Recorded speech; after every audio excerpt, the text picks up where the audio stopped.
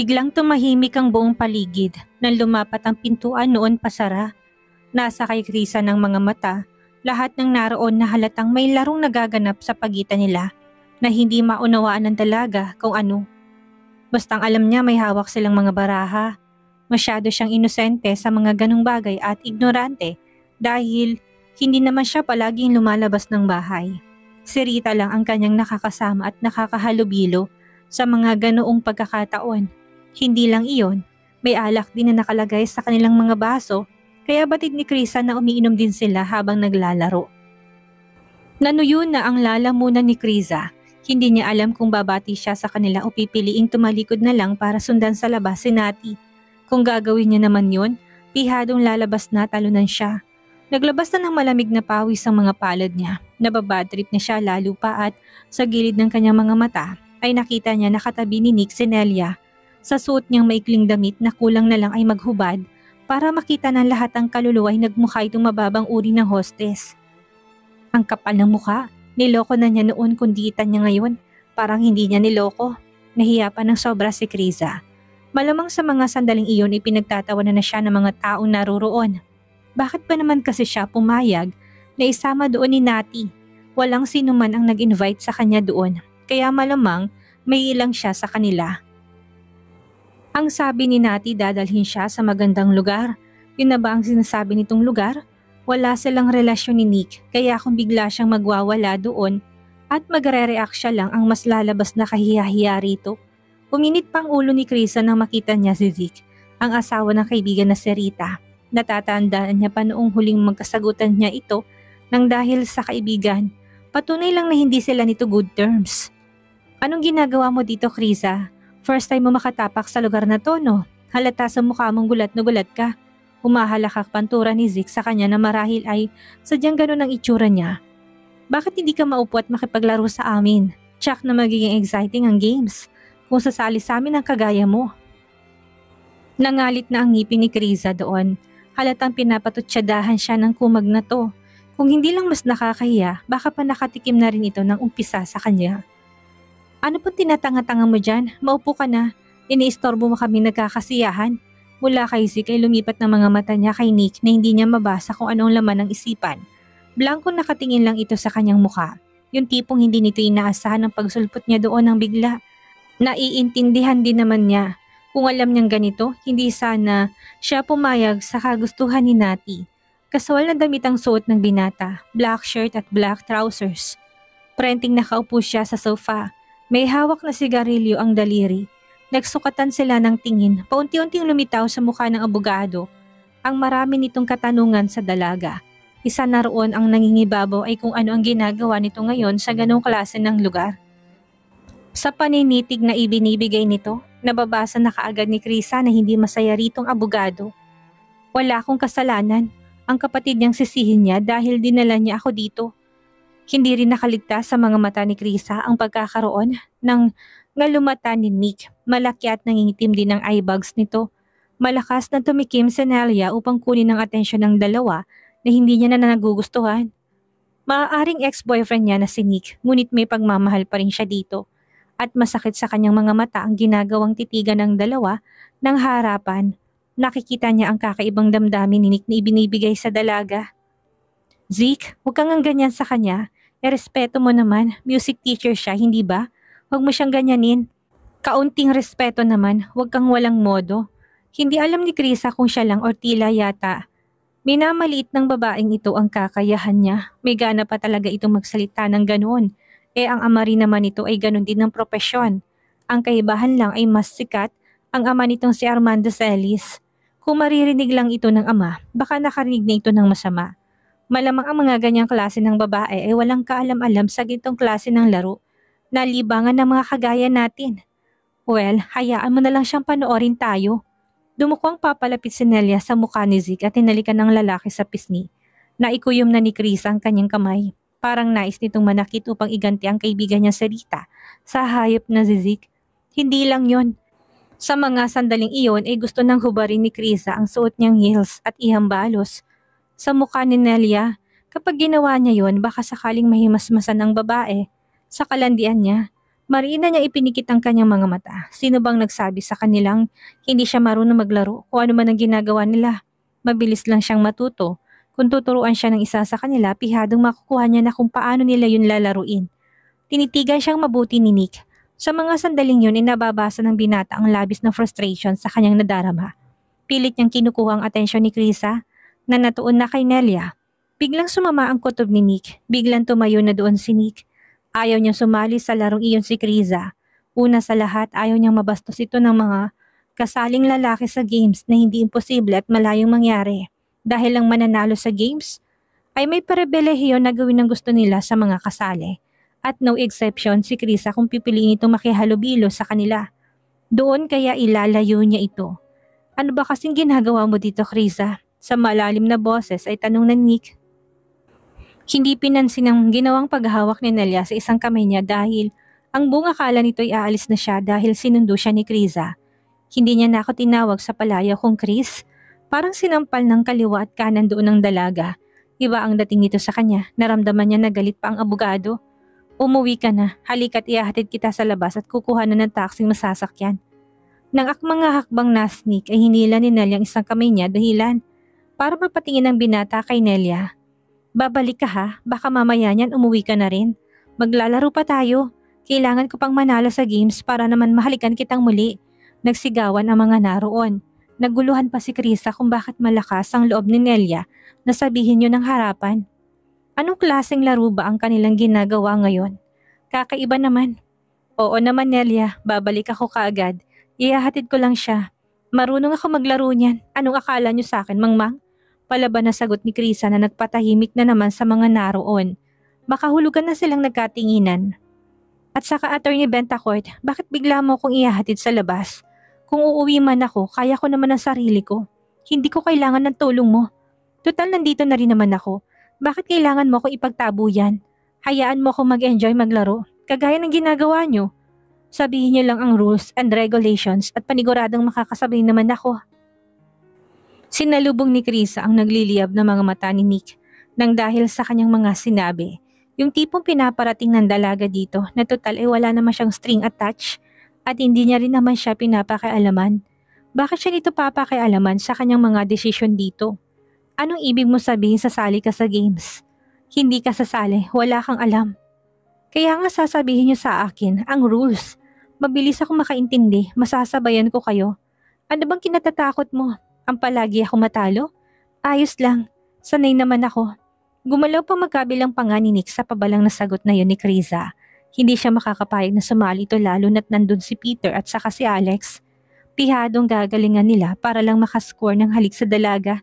And Nick swear, oras na mangyari yun, baka makalimutan niya kung sino siya. At ang pinagsamahan nila ng ama ni Peter na kapwa-abogado rin.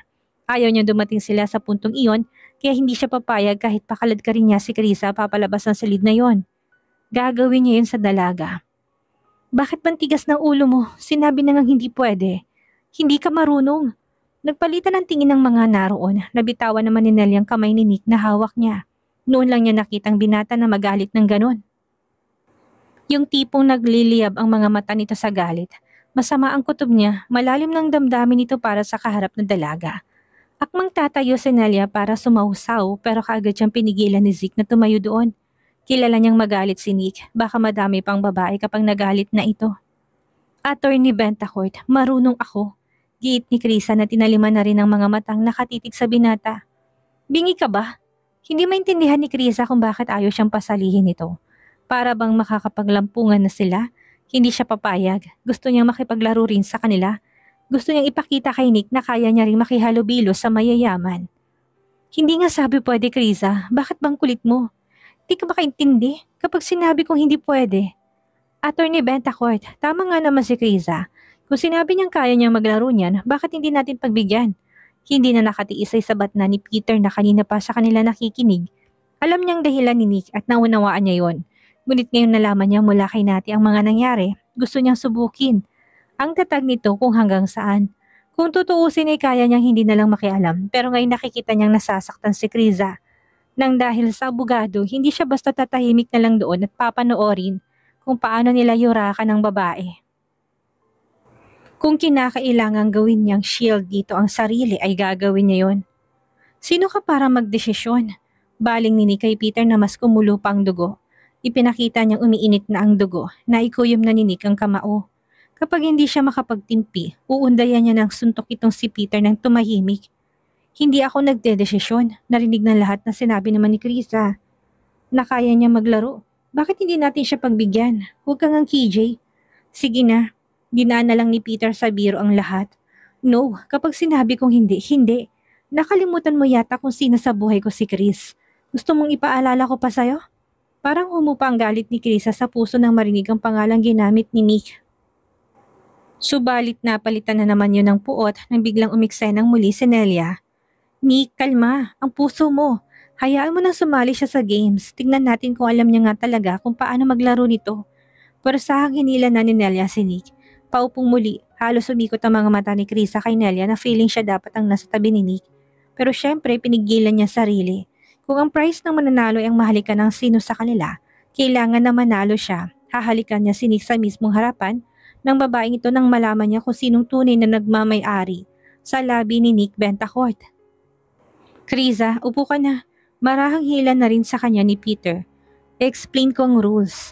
Nagpatianod na doon ang dalaga pero hindi niya pa rin inalis ang paningin niya sa banda ni Nick na masama pa rin ang tingin sa kanya. Ilang beses niya nakitang umiling ito.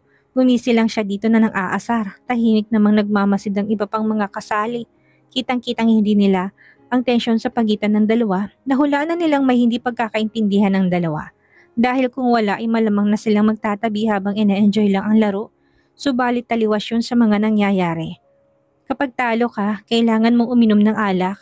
Si Peter na patuloy lang sa pagsasalita kahit na hindi niya alam kung nakikinig ba si Krisa sa kanya o hindi. Tapos kapag ikaw naman ang nanalo, pwede ka mag-demand sa mga kalaro mo at wala silang magagawa dahil ikaw ang panalo. Talaga, kagaya ng excited na tanong ni Krisa na pinag-aaralan ng sinasabi nito. Kapag nanalo ka, pwede mong halikan ng kahit na sino sa mga kasali sa games. Sa pisngi o kahit nasa labi, to that extent lang. Okay, ibig sabihin kapag nanalo ka, pwede mo kong halikan at walang sino man ang maaring tumutol? Exactly, kaya dapat manalo ako. Peter, umalingaw-ngaw na sigaw ni Nick na ikinatingin sa kanya ng lahat ng mga naroon. Binabalaan kita. Attorney Bentacourt, ini-explain ko lang ang rules and the regulations and rewards sa kanya. Sample lang yun, hindi mo kailangang magalit. Isa pa, kung ayaw mo mangyari yon, huwag kang pumayag na manalo ako. Mapanghamon na tura nitong ngumisi pa. Fine, sasali ako. Kasaninig sa games na kung kanina ay nanonood lang sa kanila, ngayon ay isa na siyang mga player. Walang pagsidla ng tuwa ni Krisa. Feeling niya ay siyang pinipili ni Nick kumpara sa katabi nitong si Nelia na gano'n na lang ang simangot sa kanya nang magawi ang tingin niya sa banda ng babae kanina. Dumukwang si Peter palapit sa tenga ni Krisa upang maibulong sa babae. Huwag kang magpapatalo kay Nelia. Oras na manalo yan, lalaplapin niyang labi ni Atty. Bentacourt. At wala kang magagawa kung hindi ang panoorin lang yan na mangyari. Namutla na si Krisa sa narinig. Muling sinulyapan ang banda nilang katapat lang nila. Binigyan siya ni Nelia ng naghahamong ngisi. Hindi siya nagpatalo, gumisi rin siya na kaagad ikinawala ng ngiti ni Nelia doon. Magsimula na tayo. Sigaw ng marami. Sa unang game ay sisik ang nanalo, bagamat gusto niyang busitin si Krisa. Hindi siya naglakas na loob na halikan ito dahil sa magaspang na ugali ni Nick na nakita niya kanina. Ayaw niyang makipagsapalaran at baka malugso ang negosyo niyang bigla. Si Nelia ang walang kurap na hinalikan nito sa labi. Nandidiring tinignan sila ni Krisa. Hindi siya makapaniwala ng babaeng minsang minahal ni Nick. Nagpapakapokpok ngayon. Daig pa nito si Ami na kilala niya. Don't worry, Nick. Kapag ako naman ang nanalo, ikaw ang hahalikan ko. Muli pang saad ni Nelia na nagpapanting na naman ng mga tenga ni Krisa. Hindi niya ito papayagan. Hindi siya pinansin ni Nick. Sa round na yun ay si Krisa ang natalo kaya naman siyang uminom ng alak. Bilang parusa sa natalo, namula na doon ang buong mukha ni Krisa. Hindi siya matatawag na lasing pero yun ang reaksyon ng katawan niya sa ininom niyang alak. Nagpatuloy pa ang kanilang games. Sa kasunod na round, inunan nila kung sino ang natalo at si Krisa na naman ito. Napabugan ng hangin si Nick habang iniinom ng dalagang parusa niyang alak. Yun na nga ba ang sinasabi niya? Hindi marunong maglaro nito ang dalaga. At nang malaman niya kung sinong nanalo, halos mapatid ng ugat niya sa leeg sa sobrang pagkainis dahil si Peter lang naman yun. You asshole, Peter. Hindi mo pwedeng halikan sa harapan ko si Chris. Subukan mo lang kung hindi malalagot ka sa akin. Tsak na manghihiram ka ng mukha sa aso mula sa gabing ito. Natahimik ang lahat ng nasa loob ng VIP room. Nang malaman nila kung sino yon, maingay na ibinagsak ni Nick ang cards na nasa kanyang mga kamay sa center table. Lumikayo ng ingay na bumasag sa katahimikan ng paligid. Tinignan na niya ng masama si Krisa na mas doble pa ang pula. Nilingon ni Nelia si Nick na sa mga sandaling iyon ay nakatingin pa rin sa babae. Bakit natatakot kang mahalikan siya? Shut up, Nelia. Will you? Tinikom na ng babae ang bibig. Ibinaling na lang niya ang tingin sa banda ni na Peter kung saan nakapako doon ang lahat ng mga mata ng halos lahat ng kasali sa games. Bago pa man makapag-react si Krisa, tinarap na siya ni Peter at walang pakundangan na inilagay ang dalawang palad sa makabila niyang pisngi. Hinuli niya ang malikot na mga mata ng dalagang halatang lasing na at tinamaan na ng iniinom na alak. Walang laban na tinignan si Peter ni Krisa, para siyang pusang biglang hinuli at sinakal. Ang mahahabang pilik mata niya ay dahan-dahang bumagsak at ang dulo ng kanyang tenga ay naging kulay rosas, na nagpa-cute at naging kaakit-akit sa kanya. Peter, dumilim ang paningin ni Peter, tanging si Krisa na lang ang nakikita niya ng mga sandaling iyon. Gustong-gusto na niya itong halikan ng matapos ng lahat, ngunit inaharangan lang ito ng pangalan ni Nick. Talagang hahalikan mo ko ha? Bakit hindi? Yun ang rewards ko, hindi ba? Irritableng pinatay na ni Alex ang upos ng hawak niya sigarilyo. Nasa bandang sulok siya ng silid, kaya naman hindi siya napansin ni Krisa pagpasok ng babae sa VIP room. Ilang beses na sumagi sa kanyang isipan na kung siya si Peter, kanina niya pa ito hinalikan sa labi kahit palumpuhin siya ni Nick. At least naranasan niyang makahalik. Kaso nga lang hindi siya sumali sa games. Sa next round pa lang siya sasali at baka sakali na pala ring manalo rin siya gaya nito. Ano pang hinihintay mo? Bakit ang tagal? Ang buong akala ng lahat ng naroon ay hahalikan niyan talaga ito ni Peter. Batid yun ni Krisa, hindi siya nito kayang halikan dahil mataas ang respeto at malalim ang takot nito kay Nick. Pinoprovoke lang niya ang lalaki nang makita niya rin kung ano ang magiging reaksyon ni Nick na hanggang sa mga sandaling iyon ay nananatiling tahimik. Gumalaw ang Adam's apple ni Peter. Gusto niya talagang halikan ng dalaga pero hindi niya magawa. Sa halip ay nagtanong siya kung magiging single ka ng muli, Krisa. Pwede ba kitang ligawan? Kinatahimik muli yun ng lahat. Nagpa-trigger na yun sa damdamin ni Nick na kanina niya pilit na pinipigilang kumawala. Napatingin ang binata kay Nelia nang ihilig nitong ulo sa isa niyang balikat. Mabilis niya na yung inalis. Naiinis. Come on, Peter. Halikan mo na lang. Mungkahin ni Zeke. Matuto ka namang rumespeto. Nanditong boyfriend yan ngayon. Sumusobra ka na. Halik lang ang reward na napag-usapan sa games. Hindi mo kailangan tumawid pa sa bandang iyan. Oo nga, claim your prize na Peter na makapag-start na tayo ng bagong games. Kailangan kong manalo sa next round. Pakikisali na sa kanila noon ni Nelia. Huwag ka nang pabebe. Bilisan mo na. Go! Tinignan pa ni Nelia si Nick na biglang napasindi na ng panibagong sigarilyo. Napangiti na doon ng babae. Mukhang biglang nawalan ng pakialam ang abogado. Bagay na nagpasaya pa sa kanya dahil paniguradong iniisip ni Krisa na magkakaroon ng pakialam si Nick. Ang hindi nito alam ay walang pakialam ang binata kung halikan man siya ni Peter sa labi. Sa huli si Krisa pa ang mapapahiya. Gusto mo ako na lang ang gagawa. Ang tagal mo naman, Peter. Zeke na ulit iyon. Muling binaba ni Peter ang kanyang mukha. Halos lumapat ng labi niya sa labi ni Krisa. Bahagyang inaawang ni Krisa ang labi upang bigyan ng access si Peter. Ipinikit pa ng dalaga ang kanyang mga mata. Peter, akmang hahalikan na siya ni Peter nang biglang may humablot. Sa kanyang isang braso patayo ng upuan. Napatangan ng lahat ng mga naroon nang makitang si Nick iyon. Pulang-pula ang buong mukha na halatang nangangalit ng mga ngipin. Akin lang siya, Peter. May diin natura ni Nick na kinaladkad na patungo sa pinto si Krisa na biglang nahimasmasan na doon. Bago tuluyang lumabas ng pinto inilingon siya ng mga kasama na nakatanga lang sa kanya. Sagot ko ng lahat na nagastos ngayong gabi. Just send me the bills and I will pay everything. Krisa Aguilon is my woman. Gusto ko lang ipaalala yun sa inyo. Ilang minuto na nakalabas si na Krisa at Nick pero nanatiling tahimik pa rin ang lahat sa loob ng room. Nagpapakairamdaman kung sinong unang magsasalita upang ibalik ang saya ng grupo nila. Sabi ko naman sa inyo, hindi papayag si attorney na gawin niyo yon sa babaeng mahal niya. Basag sa katahimikan at kamot ni Peter sa kanyang batok, halatang naduduwag na dito. Nakita niyo naman ang reaksyon niya, hindi ba? Para akong lulunukin ng buo kung pinilit ko yun. Ang bagal mo kasi, ang dami mong seremonya at pasakali. Kung hinalikan mo na kaagad, E di sana mabilis mong nakuha ang reward. Si Nelia yun na biglang naimbiyarna sa narinig. Malamang kung ginawa ko naman yun sa mga oras na ito, baka sinusugod nyo na ako ngayon sa ospital. Dahil paniguradong nagulpi na ako ni Nick at lasog-lasog ng buto ko. Namutla na doon si Nelia, lalo pang nairita kay Kriza. Totoo ba talagang nagawa na nitong palitan ng pwesto niya sa loob ng puso ni Nick?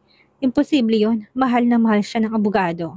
Sinabi pa nito noon sa kanya habang lasing ito na never siyang mag-aasawa ng ibang babae kung hindi siya. Kaya naman pinangahawakan niya ito. Start na tayo ng new game. Pabayaan na natin ang lovers na may misunderstanding. Mungkahi ni Zeke na atat na muling manalo sa games nila. Ayoko na, hindi na ako sasali. Kayo na lang, walang buhay na tugon ni Nelia na naupong muli.